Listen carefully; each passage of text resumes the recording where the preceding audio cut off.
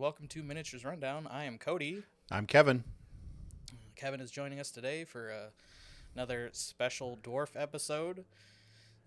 Typically on these recordings we do like all the releases, but it's been a pretty small week. The only thing else coming out is the Arbides standalone box and some dice, and you know how we feel about dice. So Gallowfall. Yes. It is very hard to find right now, but very exciting. It sold out online in 1 minute, I believe, was on the GW website. So, yeah. Another, site crashes. Everybody gets mad, and understandable. But anyway. But we have the precious right here. Yes, we do. And we're going to open it. So this is the last chapter of the whole Gallowdark series. Yep. They're concluding the story with this one where it crashes into the planet and all that stuff. I wonder what direction they're going to go with that. I don't know. The next box is like an Inquisition and stuff. Right. But they haven't really revealed whether or not it's going to be like an interior, this whole Gallowfall thing has been all interior based, whether or not we're going to go back to open air combat with Killteam or not. Some of the rules in here indicate that it might be heading back to open air because there are some rules that literally have no interaction in the the interior spaces. So this is what we got here. Yeah, it's definitely interesting. I hope they don't make all the last few boxes of terrain completely useless. So. Hopefully not. You know what I actually hope for is that there's a mix of play styles of some of the missions are going to take place inside. Some of the missions will take place outside. That would actually be perfect. So, first things first. So we got the Hearthkyn. We got the Hearthkyn. So the immediate thing that I noticed about this is that this is the Hearthkyn Warriors squad with an extra sprue. Yes, which is what they've done with a lot of kill teams. Right. Phobos, Pathfinders, stuff like that. Right. That's what I figured they were going to do with this. Which is cool if you have other Hearthkyn laying around. They're not so super specialized in models that you can add other kill team members by just kitting up some Hearthkyn to be in your kill team. Yeah, absolutely. And as far as their rules go, I believe they just the standard bolters or ion blasters, but they do have some extra weapons on here that we'll go into a little more detail with after we show all the sprues. So set those to the side for now. These are the Beastmen. The Beastmen, the Fellgor Ravagers. And these are all brand new models. They're not based off of anything next in the current 40K range. And of course, Beastmen in 40K go back all the way to the Rogue Trader era. Yeah. But and they kind of made a slight resurgence. Well, not resurgence, but a slight appearance in Blackstone Fortress. And now they're coming back into Killteam in a larger presence than that. Yeah. So they are new sculpts from the Blackstone Fortress, but and they are gorgeous. Yes, they do look cool.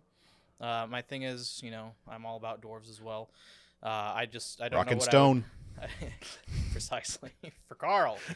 But I don't know what I'd use them for other than kill team. So I don't know what their future is going to be. They'll probably get a data slate to be used in 40K, like all the kill teams have had. I wanted to go into that in a little detail as well in a bit, but I'm sure they'll go with Chaos Space Marines or Chaos Demons or something along those lines. But I'm excited to see that. As far as the rules in Kill Team, they're pretty busted. That's the consensus so far, yeah. And we'll go into that a little bit as well. Very similar terrain. I mean, I think these are the sprues that have been going out for everything. I think it's all the same walls and doorway sprues, and there's there's probably one extra accessory sprue. Yeah, there should be an accessory sprue, and then I want to say there's a busted wall sprue that wasn't in the original that's originals. Right. Yeah, because there's one where you could blow out the panels on the. Yeah, there's the accessory sprue. So here's the accessories. Look at those. Yeah, we've all seen the passageways and stuff before. Because the boarding actions train is just a few sprues of these. Right. By themselves, and then the one with the breached hole in the wall was in the third box? That was a third Gallowdark. Yeah. But this one comes with a bunch of medical stuff and escape pods that all have interactions in the specific missions for this this expansion. Yeah, we were we were actually sitting by each other at a Adepticon when they revealed this. Right. And it's safe to say that we both kind of lost our minds. But when they went over it, there's going to be some thematic. The ship's crashing to the planet. We need to get off the ship. So right. the escape pods are actually going to be in some of the missions. Right. They actually really cool. like contribute to the victory conditions of the missions. And like the whole story is that the salvagers are there to recover some cerebral units from some of the Ironkin, and that they detected on board, and that's why they're there. And then the Beastmen are just, well, they're beasts. It's chaos. Whatever. Yeah. They're there. They're there just to mess stuff up. Yeah. But super exciting. Can't wait to put all that together.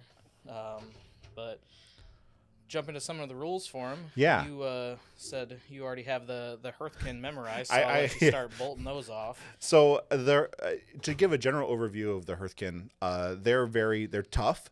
They sport a 3+ save, which is, that's usually reserved for stuff in power armor.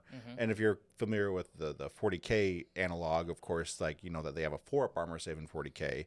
So they've kind of balanced out, like, they don't have as many wounds as Marines, which it makes sense. Yeah. But the what they've done instead is like they have the same amount of wounds as like a guardsman does, but with a 3-up save. Right. Because there's no toughness values in Killteam. Right. So they've kind of tried to counterbalance the wounds count and the save to make them tougher than regular humans, but not as tough as Marines. Right. Which I think is a really cool approach to that. And it's one of the things I really think is really cool about Killteam is how they've broken away from the core rules of 40k and done their own thing to really broaden and explore what can be done in a smaller skirmish game like this than the 40k rules would typically support. Yeah, whereas the older kill teams, I believe, were just like kind of watered down 40k. They were rules, either watered down or heavily modified. Like the last edition of Killteam was just heavily modified 40k, and it was a fine game, but it definitely showed its age when 40k started advancing beyond what Killteam was doing, and I think the Hearthkyn are a really good example of that. Like, there's a lot of things like, so if you're familiar with what they are in 40k, like they all have ballistic skill 3 or better in 40k. Well, all their weapons here hit on 4-ups. 4s, yeah. More or less. But they get a lot of shots, and a lot of their weapons, like the Autark Pattern Bolter and the Ion Blaster, both get reroll 1s because they're ceaseless. So there's, they kind of represent that they're a little bit more accurate. They're not quite Space Marines, but they're still like super tough, like trained dwarfs. Yeah. And the specialists are really cool. The one specialist, the comms guy, who's typically someone who just like his job is just to hand out AP to people. Yeah. And but now this specialist can lock somebody down and make them activate last. Yeah. Which is really strong. Yeah, they got some pretty cool buffs on them. I particularly like the guy with the big backpack. The lugger, who you can bring more equipment with him. Right, he can hand out guns to people, which is really cool. Yeah. And speaking of guns, though, they've added a new weapon to the Hearthkyn arsenal. Yes. The High-Las rotary gun, and it is a smart gun from Aliens. Yeah, for sure. It has the scan special rule, so the targets are not obscured, and if they're not concealed if they're with it by that weapon. So that's really cool. It has I can already hear the motion sensor sound effect in my head. Right. But as far as that, they have all the standard Hearthkyn loadout.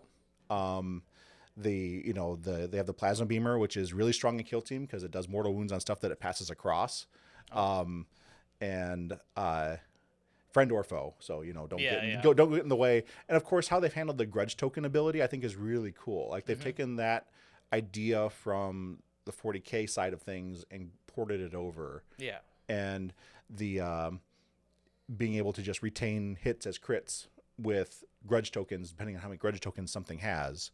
Is an interesting push pull mechanic that this crew has. Yeah, absolutely. I'm glad they kept the grudge tokens. And what is a dwarf without a grudge? Exactly. But yeah, they have other standard loadouts. The L7, all that stuff's in there. They have the new jump pack.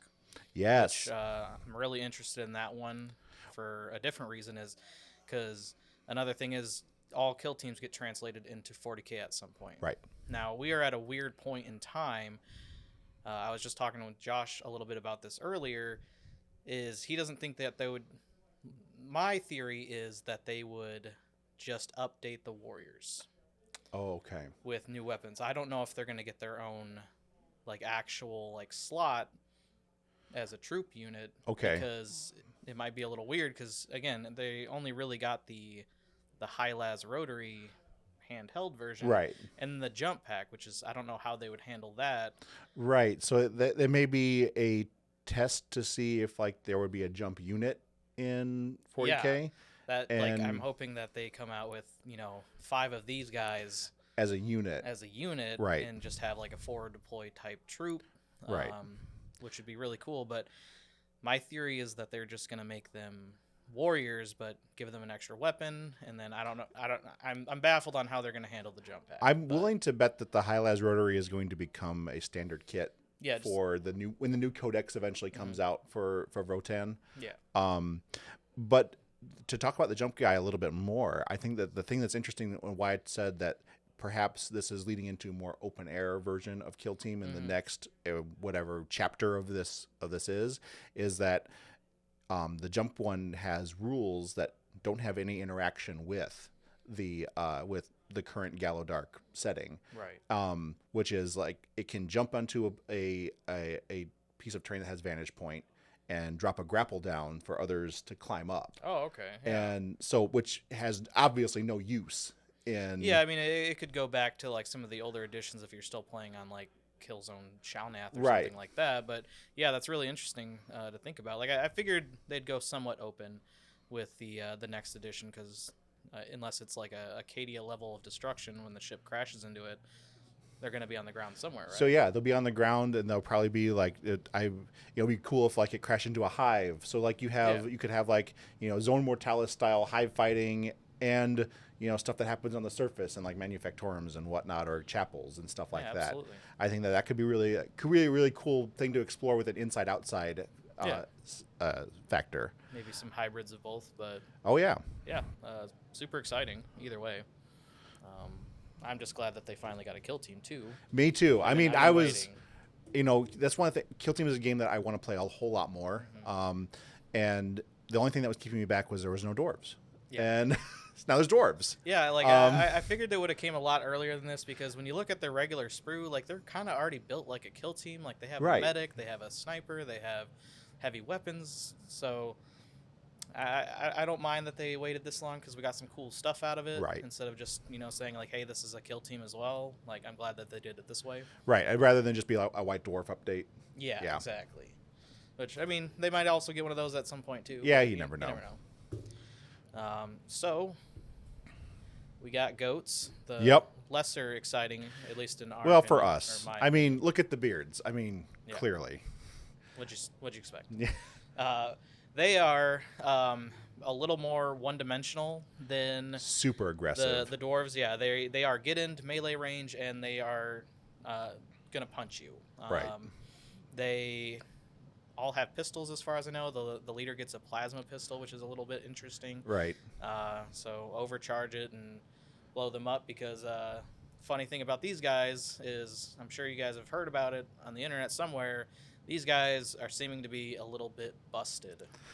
They have a move called, or just a kill team wide ability called Frenzy, whereas if they die, they're not dead until the next turn. Right, and which is, I mean, if you are familiar with Kill Team, you know how strong, order of operations and removing operatives from the game is for success. Yeah. Because every piece you take away from your opponent is an activation they don't have access to anymore. Right. And this circumvents that in a lot of ways. Yeah, so like if you shoot somebody on their team that's playing these guys that hasn't activated yet, they still get an activation. If you shoot somebody who already has activated, they get an activation next turn. I mean, there's ways around it, if you can kill them in melee and stuff like that, but you can't shoot them. They're essentially immune to range damage the moment they go into Frenzy. Right. And then they hit really hard. They have 10 wounds each, which is really beefy. Is a lot. They only have a 5-up save though, so they're going to be saving a lot less of those. I mean, they're very and of course that plays really well into their role, which is they want to get up close where your save character just doesn't matter. Right. And it's where it's all about the number of dice you roll in melee and your quality of dice in melee. Bury them under the weight of dice. Right. But they have a whole bunch of little abilities. Like there's one where you can walk through engagement range with an enemy, but you're not engaged with them. And if you walk through multiples, you roll 1d3 mortals on each person you've gotten into engagement range with. Like they just kind of do an anime style fly through of the. Yeah. And there's been some questions on how that's going to work, but I don't think that's as powerful as people think. But I think it's just one of those like cute tricks that it definitely comes into play. Like mortal wounds are nothing to be laughed at, especially when you're dealing with most kill teams having somewhere from the range of 7 to 8 wounds per model. D3 wounds off of a model can break that. Oh yeah. That's a good chunk off a lot. Like killing guardsmen. Right. Almost. But yeah, other than that. They're pretty one-dimensional. They are pretty tough. Which is like I'm not sure if I want to say disappointment is what I'm going for with that, but I feel like there's the variety of play options that are available to someone with this particular kill team is not as diverse as it would be with like some of the various Marine teams or the Initiates or Votann, since we're talking about Gallowfall. And that could really fit what somebody wants to experience in Killteam, and I think that could be really awesome, especially like the whole Berserker Rage thing that they have, which I am kind of sad that there are no Berserks in the Votann Killteam to kind of match the aggression, like give them a little bit of melee punch. I mean, they got the Knuckle Dusters guy, but I mean. And let's be fair. The Knuckle Dusters guy is crazy good. Yeah, he's pretty good. He's really cool. He's got a weird ability that I didn't know was in Killteam as a knockback. Yeah, it has a knockback with it's really strange that, and of course, like, I think he's the only model in the game that has an effect like that. Yeah, if I'm not mistaken. I don't think I've heard any other ones like that. So it's very situational, but you could do some fun stuff with it. I would be interested to see how well the beasts play in an open air scenario rather than. That was the next point I was going to bring up. Is maybe that's kind of why they seem a little busted right now, is because we're playing with them on Gallowdark terrain, where they can't just get shot off the map from across the map. They there's hallways and where they spawn or where they deploy. Right. They're going to have at least an activation or two of cover depending on the situation. Right, and you have to spend a lot less time in concealment, of course, if you're playing Gallowdark terrain, because line of sight is so much harder to get access to. Right. Which I feel like because they don't have any tricks to, as far as I recall, they don't have any tricks to get out of concealment like some of the Orc commandos do, for instance, to get out of concealment into a charge. Whereas if we play in open air, because these guys only have a 5-up save, they have the frenzy rule, but if they still get shot from across the way, they're going to have to spend some time in concealment to avoid getting shot. Yeah, and it's just it's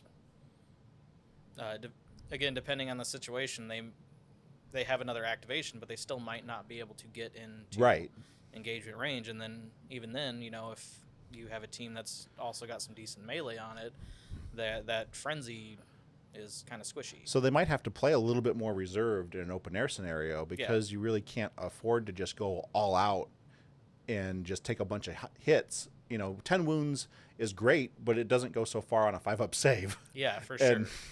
They're going to be failing quite a bit of those. Well, especially if you encounter any AP at all. Like every dice that you're not rolling for these guys really counts. Yeah.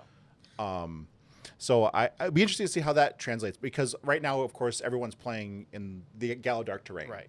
And so that's what everyone's experience is based off of at this point in time. So the next chapter might reveal some more about like I said, for the Votann, there are some elements for them that are designed for open air play. Right. Whereas, and maybe the same is true for beasts. Like maybe that hyper aggression that we're seeing seems to be very overpowered right now might be more balanced out when we start playing in open air scenarios. Yeah, for sure. That was kind of one of my thoughts. They do have some dash abilities and stuff like that. As well, to get from terrain to terrain, but they're going to be out in the open very soon. So, and then teams like Votann, who are more focused on shooting, are going to shine more in that scenario against these guys. Whereas right now, if they get up close, these guys are going to win any day of the week. Or even like Votann have access to like some pregame stuff where they can fortify pieces of terrain and make light terrain into heavy terrain and add an additional barricade to their drop zone. Right. And so I I see Votann, of course, obviously very range focus, except for the one guy with the plasma axe, because the plasma axe is like it's a 5/5 damage weapon. It's crazy good. But it'll be interesting to see how it starts translating into more traditional kill team type environments. Right. Yeah. But yeah, so this is the ever fabled Gallowfall that no one can get a hold of right now. Yeah. Except from scalpers on eBay. Don't buy from scalpers.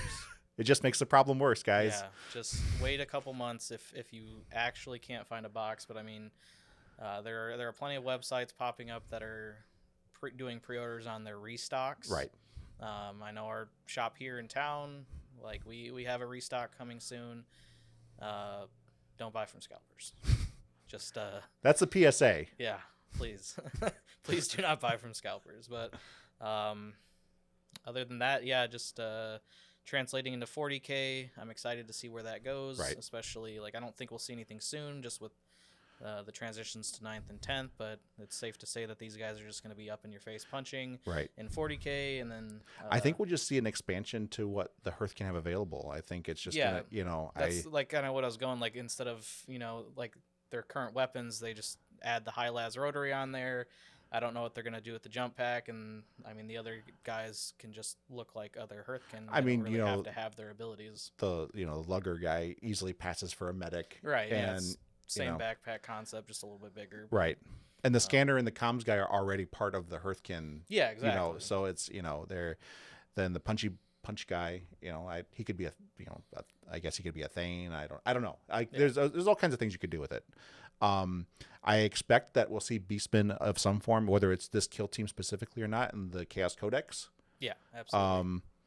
Probably not in Demons. Probably more in the Chaos Space Marines. Will be alongside the Cultists, because there are all kinds of different flavors of Cultists now. Yeah, so that might just be another flavor of Cultists that they put in there for sure. But yeah, I don't think I really have anything else to go on. But no, I think that's it. I mean, I'm really excited for this kit. I mean, anyone who's been buying the Kill Team kits up to this has just tons and tons of interior space terrain at this point. Yeah, but I bought the Boarding Patrol box because I really was excited for Boarding Patrol. I haven't played it yet, but now I have 3 boards of Kill Team. Right. So I can make my own little tournament. There you go. We'll do that. Put it on the calendar. Absolutely. All right. Anyway, until then, I've been Cody. I'm Kevin. And thank you for watching. See ya. Bye.